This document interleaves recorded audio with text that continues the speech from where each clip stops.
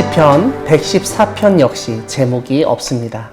111편, 112편, 그리고 113편까지 보였던 특징인 할렐루야로 시작하지도 않습니다. 오늘 본문인 시편 114편은 이스라엘의 출애굽을 언급하면서 하나님이 하신 일을 알려주고 있습니다. 제일 먼저 1절에서는 출애굽 사건을 이스라엘과 야곱의 집안으로 나누어 설명하고 있습니다.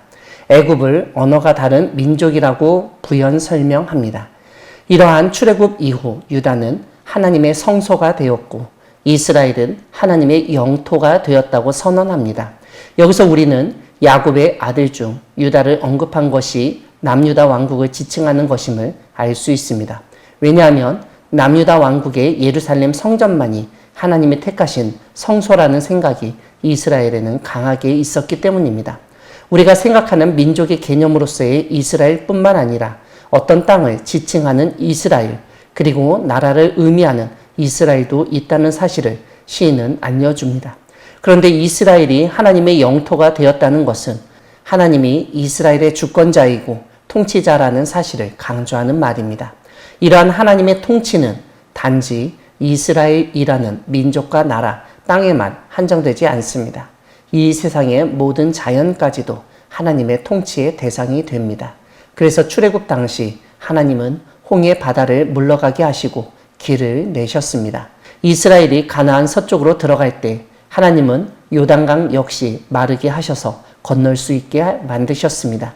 여기서 우리는 바다와 강이 하나님의 통치를 받는 존재이며 순종한다는 것을 깨닫게 됩니다.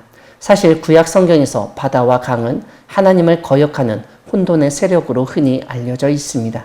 하지만 하나님은 그런 혼돈의 세력마저도 다스리시고 하나님의 말씀에 순종하게 만드시는 전능의 하나님이심을 보여줍니다. 그리고 이러한 하나님이 임하실 때, 다시 말씀드리면 시내산에 강림하셨을 때의 상황을 4절과 6절이 알려줍니다. 움직일 수 없어 굳건하게 여긴 산마저도 하나님의 임재 앞에서 마치 양들이 뛰놀듯 크게 흔들리고 요동하였다는 사실을 보여줍니다. 이러한 사실을 근거로 시인은 어찌하여 바다가 도망가고 요단강에 물러갔는지, 산들이 왜 뛰놀았는지를 생각해 보도록 이끕니다. 다름 아니라 하나님이 그런 일을 하셨기 때문입니다. 그래서 이제 시인은 바다와 강, 산과 언덕뿐만 아니라 그 사이에 있는 땅에 대해서 하나님 앞에서 떨라고 외칩니다. 혼돈 세력인 바다와 강, 그리고 가장 굳건하게 여겨진 산과 언덕마저도 하나님의 다스림을 받고 있으니 땅은 하나님의 통치를 당연히 받아들여야 한다는 말입니다. 무엇보다 땅은 인간의 불순종과 타락 이후 저주를 받은 존재로 알려져 있는데 그러한 땅마저도 하나님은 변화시키시는 분이심을 오늘 시인은 알려줍니다. 하나님은 반석에서 물이 나오게 하시고 차돌이 샘물이 되기에도 하시는 분이시기 때문입니다. 우리가 잘 아는 것처럼 출애굽 당시 하나님은 광야에서 물이 없어 고통당하던 이스라엘을 위해서 반석에서 물이 나오게 하셨습니다.